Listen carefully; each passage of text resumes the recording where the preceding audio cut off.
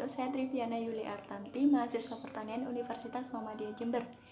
Nah, di sini saya akan mereview sebuah jurnal dengan judul Faktor-faktor yang mempengaruhi kerawanan dan ketahanan pangan dan implikasi kebijakannya di Kabupaten Rembang. Di dalam jurnal tersebut terdapat abstrak, yaitu pangan masih memerlukan perhatian dunia. Terdapat MDGs dan SDGs, Millennial Development Goals dan Sustainable Development Goals. Nah, beberapa permasalahan ketahanan pangan termasuk adalah sosial ekonomi. Berkurangnya jumlah lahan pertanian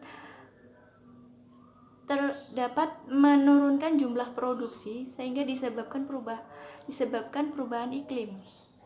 Dari hasil analisis penelitian tersebut, terdapat 105 desa yang rawan pangan dan 90 desa tahan pangan dan 10 desa rawan pangan.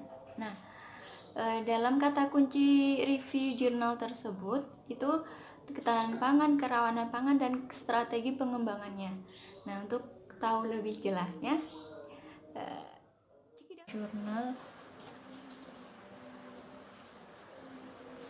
faktor-faktor yang mempengaruhi kerawanan dan ketahanan pangan dan implikasi kebijakannya di Kabupaten Rembang.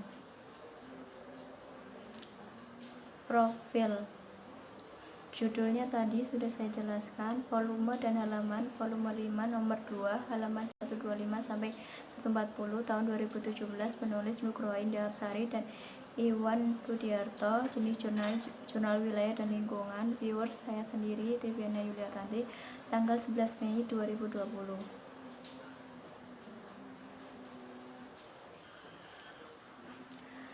Pentingnya masalah kerawanan latar belakang. Pentingnya kerawanan pangan ini menjadi poin utama yang dibahas tingkat dunia yang tertuang MDGs dan SDGs, Millennial Development Goals dan Sustainable Development Goals.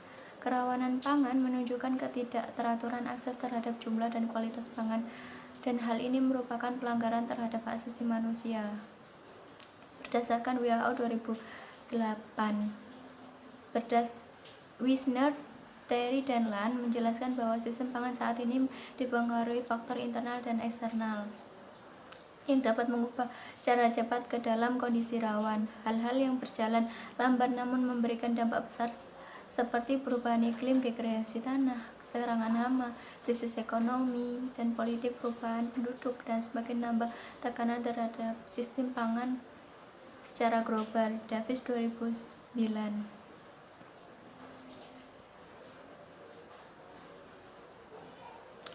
Pada metode penelitiannya menggunakan dua analisis spasial dan statistik. Spasial digunakan meratakan status sebaran, terus statistik itu analisis faktor yang hasilnya untuk mengetahui faktor yang menyebabkan terjadinya ketahanan pangan.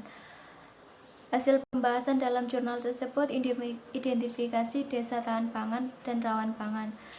Jumlahnya 6 kelas. Berdasarkan dua tahap pengujian, analisis faktor dipengaruhi indikator yang layak sebanyak 13 indikator yang terbagi 5 kelompok, yaitu 1 faktor sosial ekonomi, 2 faktor iklim, 3 faktor infrastruktur, 4 faktor lingkungan, dan 5 faktor produktivitas.